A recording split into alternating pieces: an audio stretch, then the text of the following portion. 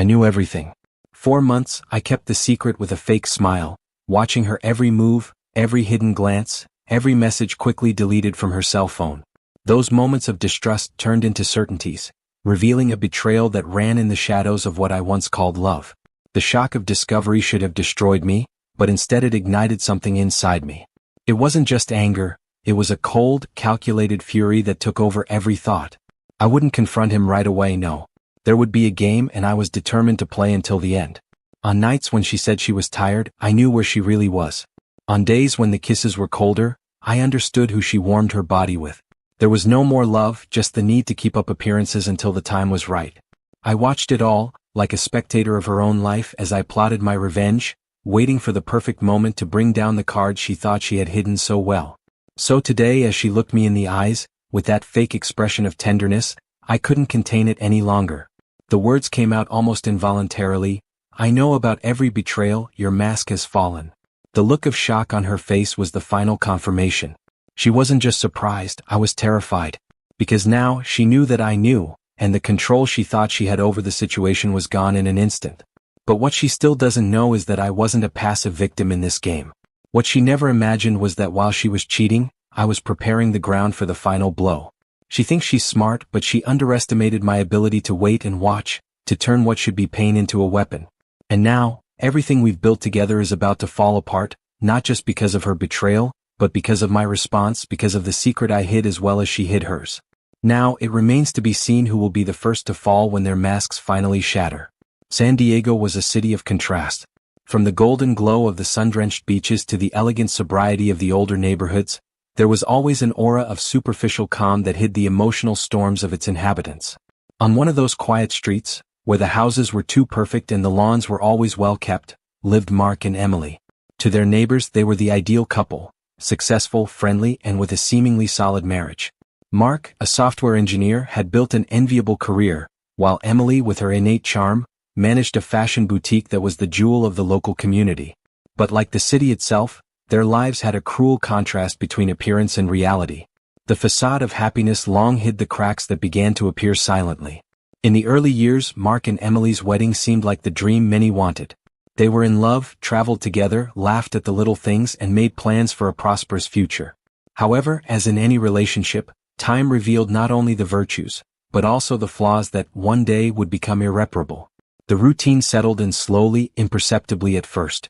Mark's work began to demand more time, and he found himself stuck with long hours and endless meetings.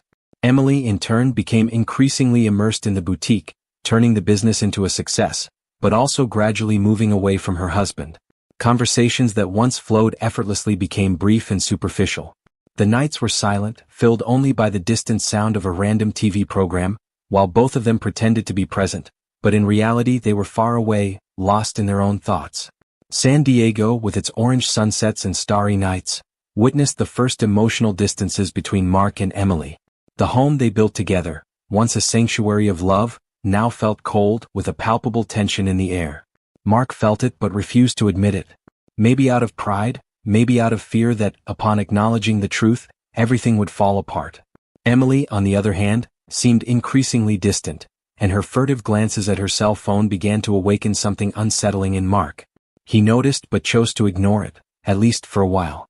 The story's setting begins to take shape on one of these monotonous afternoons. It was a Sunday and the sun was starting to set, painting the sky with shades of pink and gold. Mark was in the garden trying to repair an old wooden chair, a task he used to do with pleasure, but which now seemed like just a way to escape reality. Emily was inside the house on the phone, speaking in whispers that Mark couldn't discern.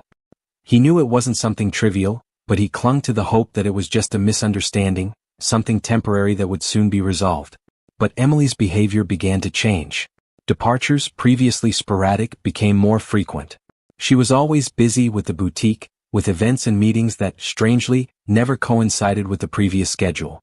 Mark tried not to seem controlling, tried to trust, but every time she left without explanation, a new brick was placed in the wall of distrust he was building around himself. And that wall began to suffocate. Emily, in turn, noticed the change in Mark but avoided it. She knew something was wrong, but choosing to face it would mean admitting the marriage was in danger. Thus, she threw herself even more into work, superficial friendships, and easy excuses. But inevitably, the extra work nights became routine, and the urgent messages in the middle of the night started to become a constant. Mark, now more attentive, felt that something bigger was behind everything, something that could not be ignored for long. In this context of growing uncertainty and suspicion, Mark and Emily's marriage became a delicate dance on a knife's edge. Every fake smile, every evasive touch, was an open wound that they both preferred to cover rather than treat. The house, once full of laughter and relaxed conversations, was now filled with awkward silences and furtive glances. Mark no longer knew how to approach Emily, and she, in turn, fell deeper and deeper into her own web of lies, without realizing how entangled she was already. The couple's social circle, although small, began to notice the change. Close friends commented, subtly, on the distance between the two.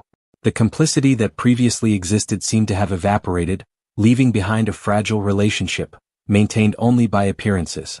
Mark, however, was a master at masking his emotions. In front of others, he maintained the appearance of a devoted husband, hiding the storm that raged within him. Emily, on the other hand, was beginning to feel uncomfortable being around others, as if she feared that any slip-up could expose the secrets she so fervently guarded. As the days passed, the San Diego scene, with its outward tranquility, became a painful contrast to the approaching storm. Mark and Emily's home, located in a leafy, seemingly perfect neighborhood, was about to become the stage for a revelation that would change everything. And although Mark didn't yet know how or when he would confront Emily, he knew the moment was approaching. Every little detail he noticed, a lost look, a deep sigh, a poorly made excuse, was another piece of the puzzle he was silently putting together. Their marriage, built on years of love and companionship, now stood like a house of cards, fragile and unstable. And Mark, with every cautious step he took, knew that the slightest movement could make everything fall apart. But he also knew that when that happened, he wouldn't be the only one to suffer. Emily had a lot to lose, much more than she could imagine. And the game, which both were playing without realizing it, was about to enter its most dangerous phase. The lights of San Diego began to come on, as the darkness of night took over the city. Inside that house, where peace once reigned, uncertainty and fear now lived. Mark and Emily were trapped in a web of their own making, and neither of them knew what awaited them when the truth finally came out. But one thing was certain: the impact would be devastating and nothing would be the same as before. The weeks that followed that Sunday afternoon were marked by a silent game of mistrust and tension. Mark continued to watch, but now with an almost obsessive attention. He started paying attention to the smallest details, schedules, behaviors that he previously ignored. Emily's routine became a riddle he was determined to solve. Every time she left the house claiming to have a meeting or work event, Mark felt the growing need to uncover the truth, to piece together the missing pieces. One night, Mark decided to take action. It was a Wednesday and Emily, as usual, left claiming a meeting with suppliers for the boutique. Mark knew he couldn't confront her directly, not yet. Instead, he decided to follow her. He waited a few minutes after she left, got in his car, and kept a safe distance as he followed her through the bright streets of San Diego. His heart beat faster at every corner, at every light, as if he were about to discover something that would change everything. Emily drove for about 20 minutes until she stopped in front of a discreet restaurant, far from the busiest areas of the city. Mark parked a few feet away, trying to remain calm as he watched Emily get out of the car and enter the venue. He didn't follow her immediately. He preferred to wait, observing from a distance. Minutes later, she saw a man entering the restaurant and greeting Emily with an intimacy that made her stomach turn. They didn't kiss, there was no caress, but the way they looked at each other said everything Mark needed to know. Mark's world began to silently crumble, but he wasn't ready to let it all fall apart just yet. Instead of confronting them, he decided to wait. He remained in the car, waiting for them to leave. When they finally did, he saw the man walking Emily to the car, where they exchanged a few words before saying goodbye. The goodbye was quick, without any evident affection, but Mark knew that the true meaning was hidden, away from prying eyes. Mark returned home with his mind in overdrive. Sitting in the dark of his living room, he tried to organize his thoughts, the evidence he had collected. There was no doubt now, Emily was cheating on him, but what would he do next? The answer did not come immediately. He knew he couldn't explode, he couldn't expose his emotions like he would in other times. He needed to be meticulous, plan every step, every word. The anger and despair turned into something darker, a cold, calculated determination. The following days were silent torture. Mark watched Emily with the same coolness that a predator watches its prey, waiting for the right moment to strike. Her every word, every gesture, was analyzed in search of signs, of flaws that could be explored. He knew he needed to be sure of everything before acting. And it was this certainty that led him to take more drastic measures. One afternoon, while Emily was out, Mark decided to go through her things. He started with his cell phone, which she always left visible, but protected by a password that he had already memorized. When he unlocked it, he found deleted messages, clean call histories. Everything indicated that Emily was being careful, but not enough. When Mark accessed the email, he found traces that she had forgotten. Emails with no subject, but sent to an address he didn't know. Without hesitation, Mark wrote down the address and began investigating on his own. Sleepless nights became common. While Emily slept next to him, Mark spent hours on the internet researching, cross-referencing information. It turned out that the man who met Emily at the restaurant was a lawyer, someone she was in frequent contact with, but the reasons were still unclear. Everything indicated that the relationship was not just any affair. There was something else at play, something that Emily was hiding from him as zealously as he was hiding his own secret from her. And it was on one of those nights, when Mark's mind was sharp as a razor, that he decided the waiting game was coming to an end. The pieces were falling into place, but there was still one last part of the puzzle he needed to solve. And that would require more than just observation. It would require a risky move, a move that could expose both him and Emily, but one that was necessary to the completion of his plan. The following Saturday, Mark suggested they go for a romantic dinner. It was an unexpected proposal, considering the distance between them, but Emily accepted, perhaps out of guilt, perhaps out of fear of arousing suspicion. During dinner, Mark kept a light, relaxed conversation, avoiding any topic that could arouse her distrust. But inside he was on alert, analyzing every response, every look from Emily. He needed to confirm his suspicions and was prepared for any reaction she might have. However, dinner went without incident. Emily seemed relieved, perhaps believing that things were returning to normal, that Mark was getting over his suspicious phase. But little did she know that that dinner was just the prelude to something much bigger, the harbinger of a storm that was already brewing and that would soon fall on both of them. Mark was ready for the confrontation, but he knew that, to win, he needed to strike at the right moment. And that moment was getting closer, marked for the point of no return, where truth and lies would collide in a devastating way. With the tension between them about to explode, Mark began laying the groundwork for the inevitable climax. The pieces were all in place, and he knew that when the time came there would be no turning back.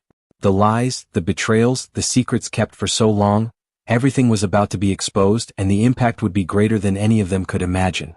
Dinner ended without incident, but Mark's mind was far from at peace. During the drive home, the silence in the car was just an illusion of tranquility. They were both immersed in their own thoughts, trapped in the web of lies they had woven over the past few months. Emily looked relieved, as if she believed the tensions between them were finally beginning to dissipate, while Mark, on the other hand, was resolute. The pieces he had carefully collected were about to fall into place, and he knew the final revelation would be shattering. Arriving home, Emily went straight to her bedroom, while Mark remained in the living room for a few minutes, watching the moon's reflection in the windows, mentally preparing himself for what would come next. He climbed the stairs, slowly, feeling each step as a harbinger of what was to come. When he entered the room, he found Emily lying on the bed, pretending to be distracted by a book, but he knew that her mind was racing, questioning his silence. Mark sat next to her on the bed without saying a word. Emily looked up from her book and smiled, a tight smile but a smile nonetheless. He stared at her for a few seconds before finally breaking the silence. "Are you happy, Emily?" he asked, his voice low, almost whispering. She hesitated for a moment, surprised by the unexpected question, but soon regained her composure. "Of course I am, Mark. Why do you ask that?" she replied, trying to sound convincing, but he noticed the slight trepidation in her voice. Mark looked away as if he was thinking about her words. He knew this was the moment. "I couldn't go back any longer." "Because I'm not," he replied, abruptly but controlled. Emily froze. That answer, simple but devastating, seemed to remove the ground from beneath his feet. She didn't know how to react, and the silence between them became unbearable. What do you mean by that, Mark?" he stammered, trying to understand what was happening. "I know everything, Emily. I know about the betrayal, I know with whom, I know when and where," he said, looking directly into her eyes. His voice was cold, emotionless, as if he were reciting a shopping list. The shock was immediate. Emily put down the book, unable to keep up the facade any longer. The color drained from his face and his hands began to shake. She opened her mouth to speak, but no words came out. Mark continued mercilessly. "All this time you thought you were in control, that I was the blind fool, stuck in a routine, oblivious to what was happening. But you were wrong. I knew everything, Emily. From the beginning. Those words hit Emily like a punch in the stomach. She felt panic taking over her body but also deep confusion. How had he found out? When? Why didn't he say anything before? Mark? I can explain, she tried but he interrupted her. Explain what? That you decided to destroy everything we built? That you chose to betray rather than talk to me? That made me look like an idiot while you were having fun behind my back? Mark's tone was sharp, cruel. Emily had never seen him like that. He was always calm, thoughtful, but now he seemed like someone completely different. Someone she no longer recognized. I made a mistake, Emily began, desperately trying to find the right words. I was confused, alone. You were always distant at work and I felt lost. Mark laughed, but there was no humor in his laugh, just disdain. So that was it? I was distant, so you decided to seek comfort in the arms of another? And do you think that justifies what you did? It's not that simple, Mark. I was desperate, I felt invisible. Emily exploded, tears finally rolling down her face. And I know that's not an excuse, I know I messed up, but nothing. Interrupted Mark, now standing, looking down while Emily remained sitting in tears. You made a choice, Emily. And that choice had consequences. Consequences you can't even imagine. Emily stared at him, panic turning to terror when she heard those words. There was something in Mark's tone, something that made her realize that the situation was much more serious than she had imagined. He wasn't just furious. There was something more, something she couldn't identify. What do you mean by that, Mark? He asked, his voice shaking. Mark turned slowly, his expression serious and impenetrable. I knew about your betrayal for months, he said, and the revelation was like a blow. And while you lied and pretended and treated me like an idiot, I was doing the same. I was cheating on you too, Emily. And you know what's worse? I did it because I knew you wouldn't have the courage to admit what you did. You betrayed me out of weakness. I betrayed you for revenge. The silence that followed was absolute, heavy as lead. Emily looked at Mark in disbelief, trying to process what he had just said. Her world was crumbling before her eyes, and now she realized there was no way out. There were no excuses, no words that could repair what had happened. She was destroyed, and Mark had deliberately held back the bomb that now exploded between them. Mark remained standing emotionless as he watched Emily's despair. He felt no pleasure, but he also felt no pain. All that was left was a bitter sense of justice. He knew they were both broken, but at least now the truth was out in the open. Emily, in turn, could no longer hold back her tears. She threw herself back onto the bed, her face covered in her hands, sobbing uncontrollably. Mark didn't move to comfort her, he just stood there, watching as everything they had built together crumbled before them. The silence in the house was almost oppressive, broken only by Emily's muffled sobs. She writhed on the bed, trying to find some solace amid the overwhelming pain she felt. Mark's revelation had been a devastating blow, something she could never have predicted. The man she thought she knew, with whom she had shared a life, now seemed like a cruel stranger, someone willing to destroy them both in the name of calculated revenge. Mark, on the other hand, remained motionless, observing the scene with disturbing calm. Emily's despair, which in other times would have evoked some compassion, now seemed merely an inevitable result of the choices they both made. He had prepared himself for this moment, he had rehearsed every word, every movement, and now that everything was out in the open, he felt empty but not regretful. I never wanted things to come to this, Emily murmured, finally managing to speak between her sobs. I was lost, Mark. I made a terrible mistake, but I still love you. Mark laughed, but the sound was bitter, devoid of any joy. Love? Do you call that love, Emily? Betrayal, lies, secrets? If this is love, then I'd rather never feel anything like it again. Emily tried to stand up, but her legs felt weak, unable to support the weight of guilt and regret she now carried. She knew she had made a mistake, an unforgivable mistake, but she never imagined that Mark was capable of something so cold, so calculated. She had underestimated him, and now she was paying the price. Mark, please, she begged, her voice broken with desperation. We can fix this. Can we try, please? He looked at her with a blank expression, as if he was looking through her. There's nothing left to fix, Emily. Not after all this. Not after you chose to cheat rather than face what was wrong between us. Emily sobbed even harder, but Mark showed no empathy. He was exhausted, both emotionally and physically. All the planning, all the effort I had put into getting to that moment had finally come to fruition, but the emptiness that remained was almost unbearable. You know, Emily, there was a time when I would have done anything for you, he said, his voice as cold as ice. But that time has passed. We both made our choices and now we are here facing the consequences. She wanted to protest, to say that there was still hope, but the words died in her throat. The truth was undeniable. Both had crossed lines that could not be undone, and now, they were trapped in a maze of pain of their own making. What will happen now? Emily asked in a barely audible whisper, her eyes swollen and red from crying. Mark looked away, peering into the darkness beyond the window. Now, Emily, we move on. Separated. As it should have been from the moment you decided to betray me. There is no turning back, there are no more knots. The impact of those words was like a final blow.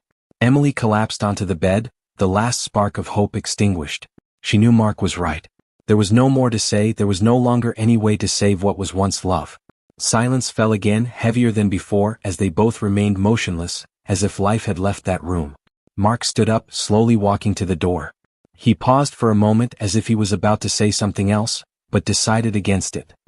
He left the room, leaving Emily alone with her thoughts, her tears and the weight of her choices. The house, once full of memories, now seemed like a tomb. And as Mark walked down the stairs, he felt like he had closed a chapter in his life. But he knew deep down that the true end was yet to come. Mark walked down the stairs slowly, each step echoing through the empty house. The tension of the confrontation had dissipated, leaving in its place a deep tiredness. He reached the kitchen and stopped in front of the window, looking at the dark garden outside. The night was cold, silent, and the wind lightly stirred the leaves of the trees, but everything seemed distant, unreal. The confrontation with Emily had been devastating, but instead of feeling relief, Mark felt trapped in a kind of emotional limbo, as if there was still something unresolved, something that was preventing him from moving forward. As he watched the emptiness outside, Mark wondered if he had really won. He had prepared for this moment for so long, imagining that the revelation of his own betrayal would be the final blow, the cruel justice that Emily deserved. However, now that everything was out in the open, he wondered if he had truly achieved anything. Both were destroyed, and what was left was only a feeling of irreparable loss. Emily, in turn, remained in the room, trying to piece together the fragments of her life. The tears had stopped, but the pain remained intense, reverberating in every part of her being. She knew there was no going back, but Mark's words continued to echo in her mind. His betrayal, though calculated and cold, devastated her in ways she never could have predicted. She always knew her actions would have consequences, but she never imagined Mark would respond so ruthlessly. And now, all that was left was an unbearable emptiness. The moral dilemma they both faced was overwhelming. Mark knew his revenge had been brutal, but was it really necessary? He had stooped to the same level of betrayal, and now they were both in the same boat, sinking together. Emily, on the other hand, struggled with the guilt of her actions, but also the deep pain of having been betrayed back. She had been wrong first, but Mark's response was something she could never have predicted, and now they both had to deal with the consequences of their choices. Mark's mind wandered to all the moments that brought them here. The years of marriage, the promises, the shared dreams. Everything seemed so far away now, almost like a memory from another life. He wondered if there was any way to recover something, anything worth saving. But the reality was cruel and clear. What was broken between them could not be fixed. They betrayed each other, and the scars it left were too deep to ignore. The moral dilemma hanging over Mark was clear. He had achieved his revenge, but at what cost? He now saw that the act of retaliation had destroyed not only Emily, but also himself. He wondered if it was worth continuing to live in that state, knowing that they were both trapped in a spiral of pain and regret. And more importantly, he questioned who he had become in the process. There was justice in revenge, but there was also a price, and Mark now understood that he was paying dearly for his choice. Emily, upstairs, wondered if there was still a chance for redemption. She had made a terrible mistake, but the way Mark reacted led her to confront issues she had never considered. Their marriage was over, that much was clear, but what was left now? Emily didn't know how to move on, didn't know how to deal with the fact that she had destroyed something so precious, and that, in the end, they were both equally ruined. As the night progressed, Mark finally left the window and headed towards the office. He needed a moment to process everything, to understand where he was and what he was going to do next. Sitting in his armchair, he stared at the ceiling, trying to find some clarity. But the only thing he felt was the overwhelming presence of his choices and the void left by his revenge. Mark and Emily's story now boiled down to a dilemma with no clear solution. They betrayed each other, they hurt each other, and now they needed to deal with the consequences of their actions. The question that hung over both of them was whether there was still something to be done or whether they simply needed to accept that what was between them was lost forever. The answers were not simple, and the path each would choose from that point on would define not only what was left of their lives, but also who they would become as people. The conflict between morality and Mark's personal justice was far from resolved. And as the dark night enveloped the house, the certainty that the next choices would be the most difficult of their lives hung in the air like an inevitable shadow. The morning in San Diego dawned cold and hazy, a stark contrast to the constant sun that used to illuminate the city. Inside the silent house, Mark woke up in the office armchair, his body rigid and his mind still foggy from the previous night's events. The thoughts that had tormented him throughout the night had dissipated, giving way to a strange feeling of clarity. He knew what needed to be done. He went upstairs, and when he opened the bedroom door, he found Emily still lying on the bed, her eyes swollen and empty. She had spent the night awake, lost in her own torment. When she noticed Mark's presence, she sat up slowly, the anticipation of what he would say catching her breath in her throat. The silence between them was thick, almost tangible. "We need to resolve this once and for all, Emily," Mark began, his voice firm but without the coldness of the day before. "What happened between us cannot be ignored, but we also cannot continue living like this, trapped in a cycle of pain and revenge." Emily, exhausted, just nodded. She knew there were no more excuses, no justifications. The only thing left was to face the consequences of his choices, no matter how devastating they were. "I'm leaving, Emily," Mark said bluntly. "There is nothing more to be said, nothing that can save what we have destroyed. I'm leaving this house, our life, everything behind. That's over." Mark's words were final, and Emily felt the impact like a blade cutting deep. The idea of being alone, abandoned, was terrifying, but she knew she deserved it. He knew what they had done to each other was irreparable. However, what came next was what really destroyed her. "I've already made the arrangements," he continued with disturbing calm. "You can keep the house, everything. I don't want anything from here. I'm leaving with the clothes on my back and a one-way ticket to the other side of the country. I can't continue living with the weight of what we've done." Emily tried to find the words, but they failed her. Mark was determined, and the emptiness in his voice indicated that he had already made this decision some time ago. He had planned everything, and now he was executing the plan with the precision of someone who had already accepted the inevitable outcome. "Mark," she began, but he raised his hand, interrupting her. "There's nothing more to say, Emily. We both know it's for the best. Let's end this definitively before we destroy ourselves even more." Mark turned and started to leave the room. Desperate, Emily got up from the bed and ran to him, grabbing his arm in a last gesture of desperation. "What if we start again?" she begged, tears filling her eyes. "What if we leave everything behind and try to rebuild, for real, far from here?" Mark looked at her for a long moment, his eyes cold, emotionless. "I can't do it anymore, Emily. I already said goodbye to you a long time ago, even before I discovered your betrayal. Now I'm just finishing what I started that day." Mark gently pushed Emily's hand away and walked down the stairs without looking back. She stood there, in the bedroom doorway, watching him disappear down the hallway and finally hearing the front door close with a final, irrevocable sound. It was at that moment that the reality of the situation hit her full force. Mark was gone, and with him, what little was left of their life together. Emily collapsed onto the bedroom floor, her body shaking as she sobbed uncontrollably. The weight of her betrayal, Mark's revenge, and the decisions they both made fell upon her like a pall of darkness.